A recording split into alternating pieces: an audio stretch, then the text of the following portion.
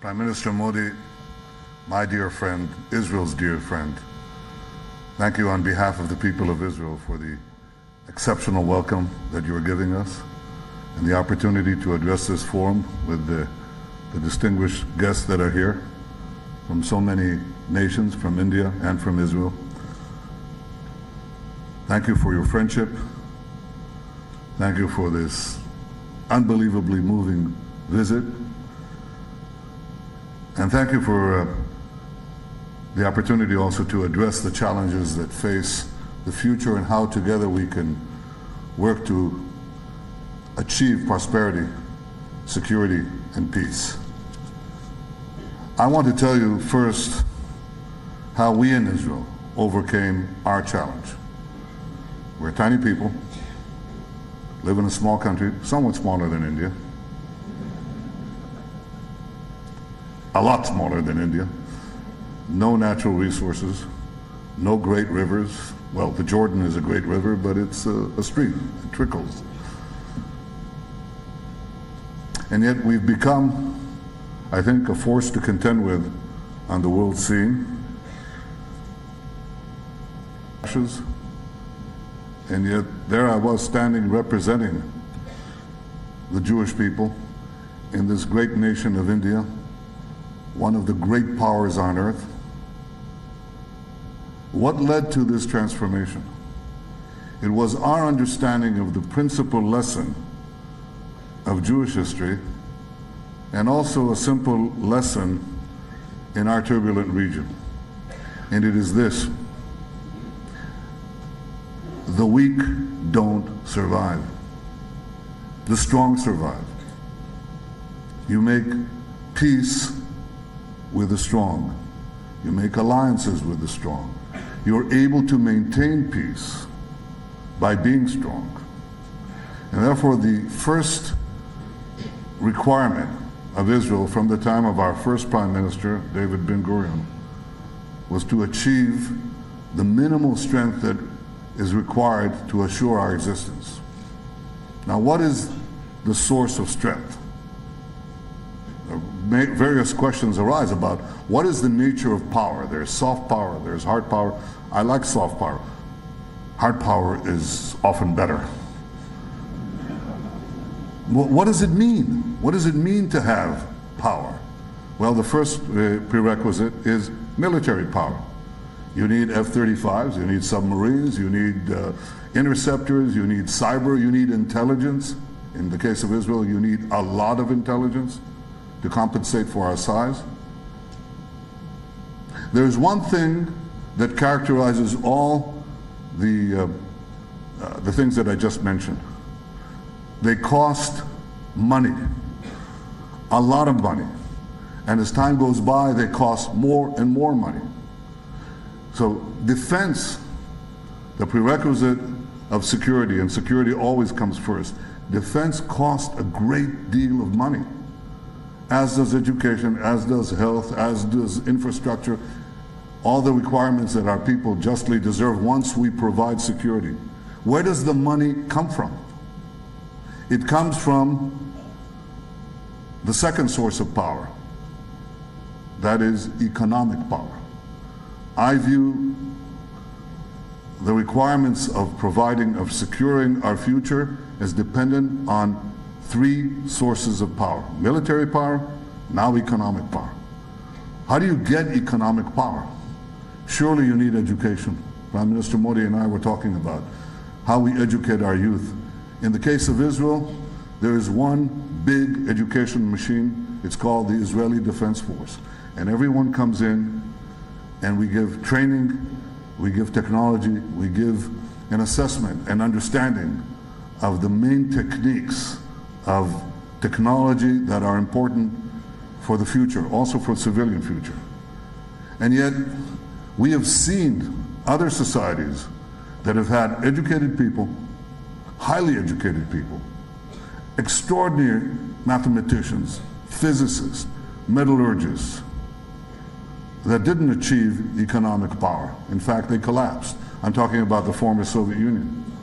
But if you took, in Soviet times, if you took one of these mathematicians and spirited him away, or her, to California, to Silicon Valley, they would be producing value within 2 weeks. Because the requirement, the necessary requirement for the development of technology, innovation, ingenuity, the necessary requirement are free markets or freer markets. Technology and value added is produced by firms. Firms produce technology.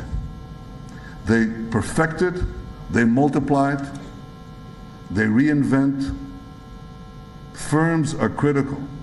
And therefore the technology, the policy that produces growth and gives you competitive advantage is the economic policy that makes it possible for firms to do business. It's called being business friendly. I have to say that I was absolutely astounded when I learned yesterday that Prime Minister Modi has moved India on the scale of the ease of doing business 42 places in 3 years. Prime Minister Modi understands exactly what I'm talking about. In other words, if you want to have economic power, you must reduce taxes, simplify taxes, and you must cut bureaucracy. Government can facilitate economic growth. Government can block economic growth. In our cases, Israel and India, we don't have any bureaucracy to contend with. You know that. So a main job of the leaders of both India and Israel is to reduce this bureaucracy, to cut it, as I call it, with a machete, with an axe, so that the firms can go on with their business of doing business. This gives strength. We've done this in Israel. We transformed an economy that was very centralized and very bureaucratized into a free market economy that allows the technological genius of our people and our young people to flower. This is what starts the startups. Startups are made by young people, thousands of them. The minute we created this climate of creativity and entrepreneurship, the talents burst forth. I believe that this second power is critical to the first. I believe that the growth of military power and military influence is dependent ultimately on economic power. And economic power facilitates also all the elements of life that we need. We have achieved that transition to a more liberal economy. And we are absolutely committed to continuing on this path because we know we're in a never-ending race. The exponential growth that you talked about is achieved today by the confluence of big data, creativity, or rather big data connectivity and artificial intelligence. The countries that will seize the future are those that will innovate along these lines. The future belongs to those who innovate. Those who innovate will innovate in freer market terms. And this is what we all must do. We are doing it, India is doing it. Now, having established our military power and our economic power, we are now developing our third power. And the third power is political power. By political power, I mean the ability to make political alliances and relationships with many other countries. In the last year alone, I visited 6 continents. In obviously Asia, Africa, Europe.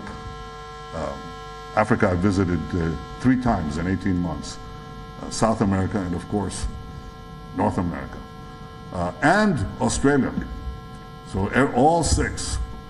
And we have a growing number of countries with whom we have trade relations, cultural relations, technological relations, security relations.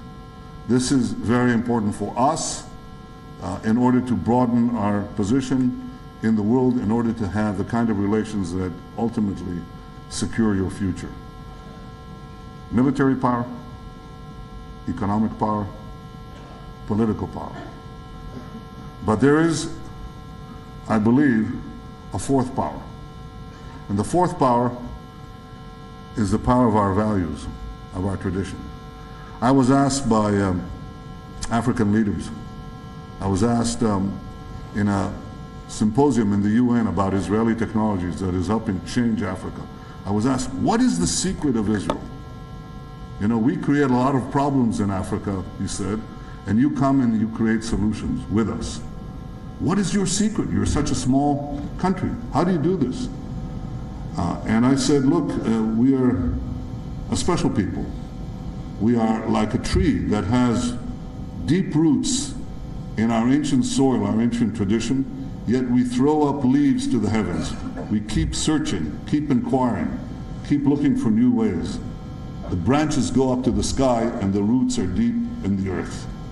I believe that this is the secret of Israel. I also believe it's the secret of India. It's exactly the same thing. Powerful traditions, ancient cultures of which we are so deeply proud, and yet these inquiring minds that reach out for the sky, reach out for new solutions to new problems all the time. And I think this characterizes our two peoples. But I believe too that there's one thing else that binds us together. And I think perhaps it is the most important of all. We have a special relationship among the many countries. We have a special relationship to democracies. India is the world's most populous democracy. It is a place which shows that humanity can be governed with freedom, that we can secure the rights of people, those things that make life worthwhile, the ability to think as we want, speak as we want, believe what we want. In a society that is pluralistic, diverse, and free, this is what India is about, this is what Israel is about. So the fourth thing that binds us together is our values, and the most important value is the value of democracy.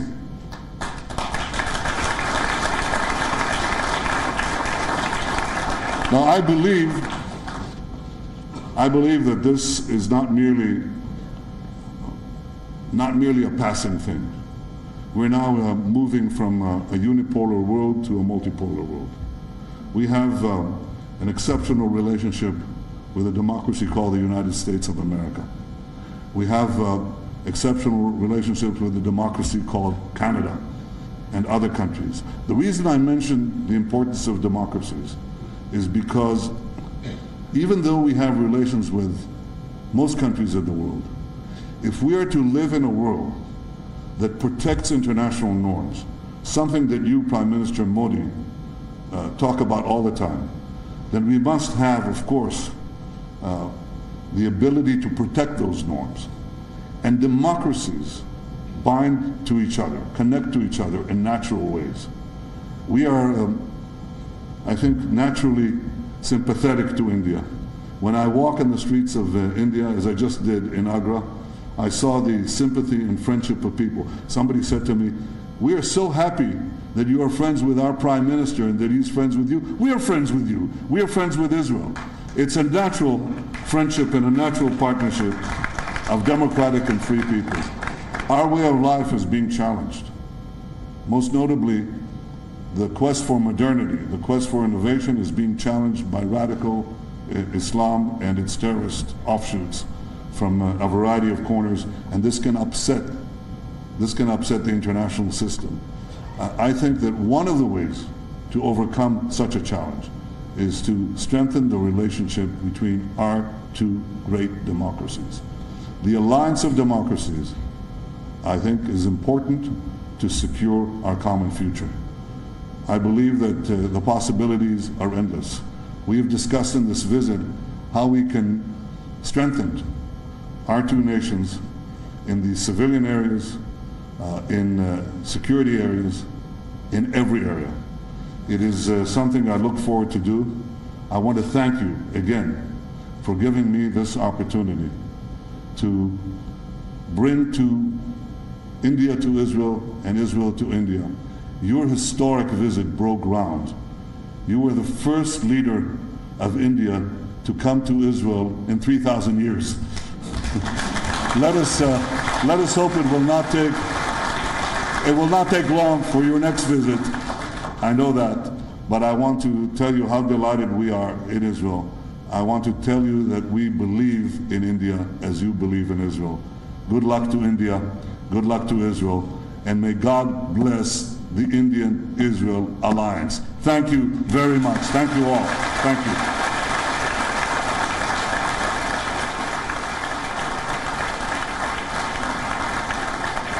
Thank you.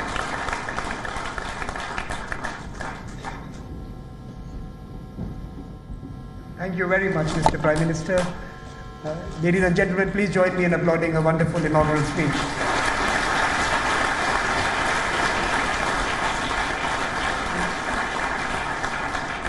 May I now request the Honorable External Affairs Minister, Srimati Sushma Swaraj, to please deliver the closing remarks and propose a vote of thanks.